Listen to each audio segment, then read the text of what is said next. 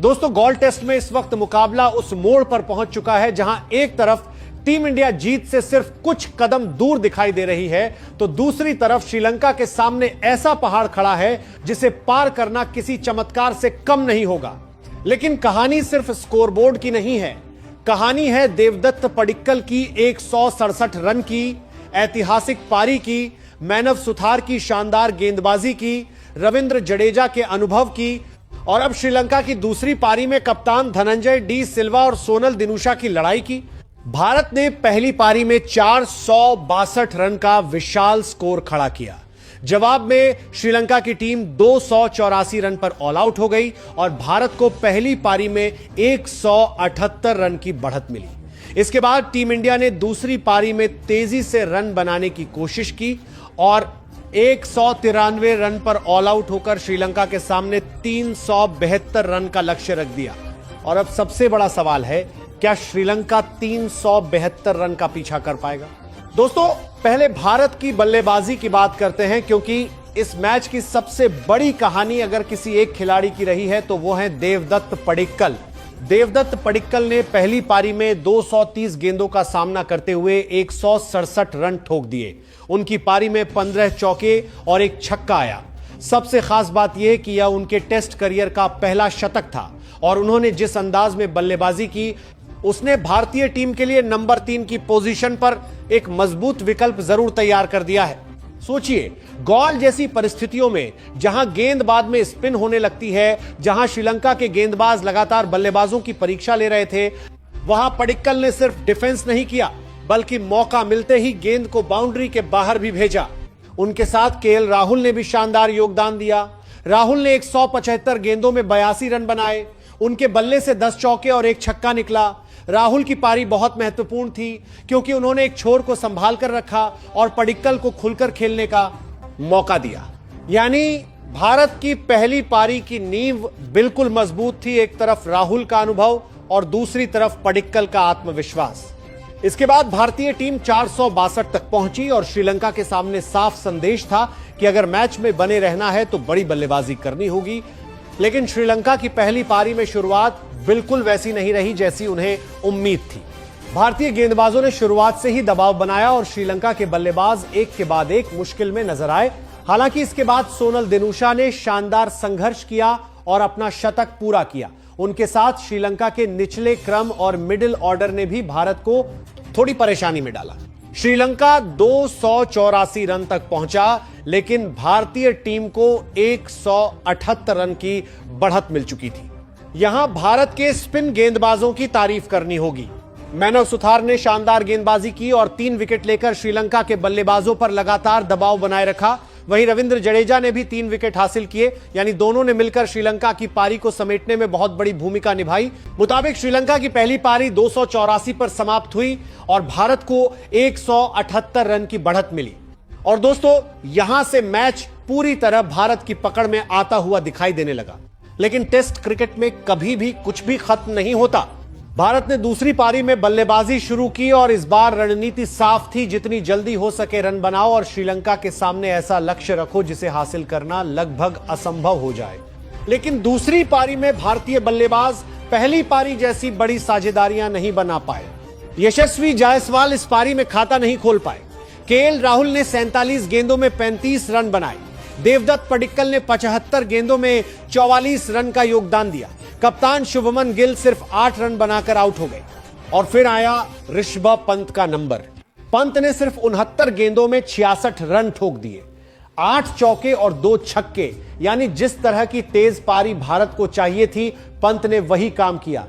उनकी बल्लेबाजी ने भारत की दूसरी पारी को तेजी दी और टीम को एक चुनौतीपूर्ण स्कोर तक पहुंचाने में मदद की। इसके बाद ध्रुव जुरेल ने 15 गेंदों में 7 रन बनाए। रविंद्र जडेजा ने 19 गेंदों में 9 रन। मैनव सुथार ने 25 गेंदों में 9 रन। कुलदीप यादव ने 10 गेंदों में 5 रन, जबकि मोहम्मद सिराज और प्रसिद्ध कृष्णा ने भी छोटे लेकिन उपयोगी रन जोड़े। आखिरकार भारत की दूसरी पारी 193 रन पर समाप्त हुई और श्रीलंका के सामने 372 रन का लक्ष्य आ गया। अब दोस्तों, यहीं से असली परीक्षा शुरू होती है। श्रीलंका जब दूसरी पारी में बल्लेबाजी करने आया तो भारतीय गेंदबाजों ने एक बार फिर हमला शुरू कर दिया।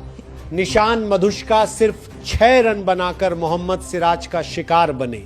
इसके बाद लाहिरू उदारा ने 58 गेंदों में 16 रन बनाए, लेकिन मैनव सुथार ने उन्हें आउट कर दिया। पासिंदु सूर्या बंडारा तो सिर्फ एक गेंद खेल पाए और सुथार ने उन्हें भी पवेलियन भेज दिया। फिर कमिंदु मेंडिस आए और सिर्फ 12 गेंदों में 2 रन बनाकर प्रसिद्ध कृष्णा का शिकार बने। मतलब भारत ने श्रीलंका की दूसरी पारी में शुरुआती दबाव बिल्कुल जबरदस्त तरीके से बनाया, लेकिन कप्तान धनंजय डी सिल्वा ने हार नहीं मानी। वह क्रीज पर टिके हुए हैं और उनके साथ सोनल दिनूशा भी संघर्ष कर रहे हैं। आपकी दी हुई स्कोर कार्ड तस्वीर में श्रीलंका 84 रन पर 4 विकेट के नुकसान पर दिखाई दे रहा है। धनंजय डी सिल्वा 69 गेंदों में 31 रन पर बल्लेबाजी कर रहे हैं, जबकि सोनल दिनूशा 36 गेंदों में 25 रन बनाकर उनका साथ दे रहे हैं। अब जरा समीकरण समझिए। श्रीलंका के सामने 372 रन का लक्ष्य है और 4 विकेट गिर चुके हैं, यानी सिर्फ 4 विकेट के साथ उन्हें अभी भी बहुत लंबा रास्ता तय करना है। और यही कारण है कि टीम इंडिया की स्थिति बेहद मजबूत दिखाई दे रही है। भारत के गेंदबाजों में मैनव सुथार इस वक्त सबसे ज्यादा प्रभावी रहे हैं। उन्होंने 11 ओवर में 30 रन देकर 2 विकेट हासिल किए हैं। मोहम्मद सिराज ने 5 ओवर में सिर्फ 11 रन देकर 1 विकेट लिया है। प्रसिद्ध कृष्णा ने 8 ओवर में 13 रन देकर 1 विकेट लिया है। अब सोचिए, जब आपके पास एक छोर से सिराज की गेंदबाजी हो, दूसरे छोर से प्रसिद्ध कृष्णा की लाइन लेंथ हो और बीच में सुथार और जडेजा जैसे स्पिन विकल्प हो, तो बल्लेबाजों के लिए लगातार रन बनाना कितना मुश्किल हो जाता है। यही वजह है कि श्रीलंका की रन रेट भी बहुत ज्यादा नहीं है। लेकिन यहां भारत को एक बात का ध्यान रखना होगा, टेस्ट मैच में सिर्फ विकेट लेना काफी नहीं होता, आपको धैर्य भी रखना पड़ता है। धनंजय डी सिल्वा अनुभवी बल्लेबाज हैं।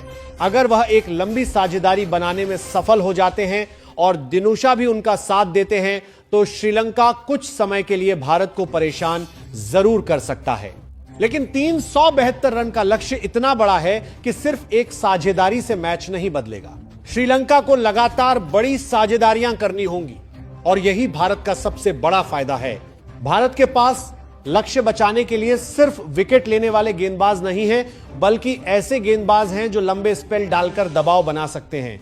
जडेजा का अनुभव, सुथार की स्पिन, कुलदीप की विविधता और सिराज प्रसिद्ध की तेज गेंदबाजी, यह पूरा कॉम्बिनेशन श्रीलंका के बल्लेबाजों के लिए बड़ी चुनौती है। और दोस्तों, इस पूरे टेस्ट की सबसे बड़ी तस्वीर अगर देखेंगे तो एक बात बिल्कुल साफ दिखाई देती है। भारत ने पहली पारी में 462 रन बनाए, श्रीलंका 284 पर आउट हुआ। भारत ने 178 रन की बढ़त हासिल की। फिर दूसरी पारी में भारत ने 193 रन बनाए और अब श्रीलंका के सामने 372 रन का लक्ष्य है। यानी टीम इंडिया ने मैच को पूरी तरह अपने हिसाब से मोड़ दिया है।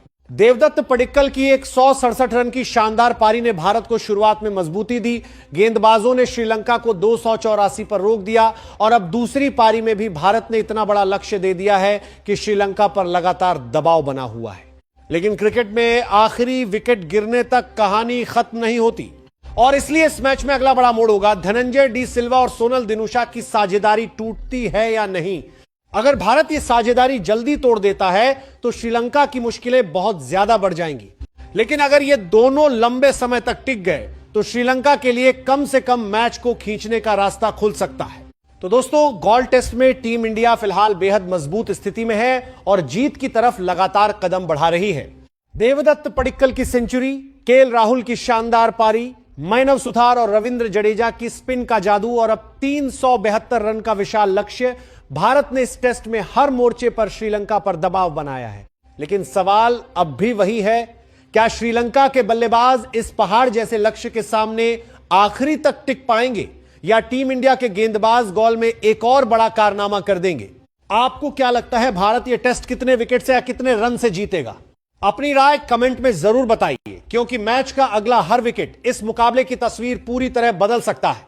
और अगर आपको ऐसे ही क्रिकेट के हर बड़े अपडेट, हर बड़ी पारी और हर मैच का पूरा एनालिसिस चाहिए तो वीडियो को लाइक कीजिए, चैनल को सब्सक्राइब कीजिए और बेल आइकन जरूर दबाइए।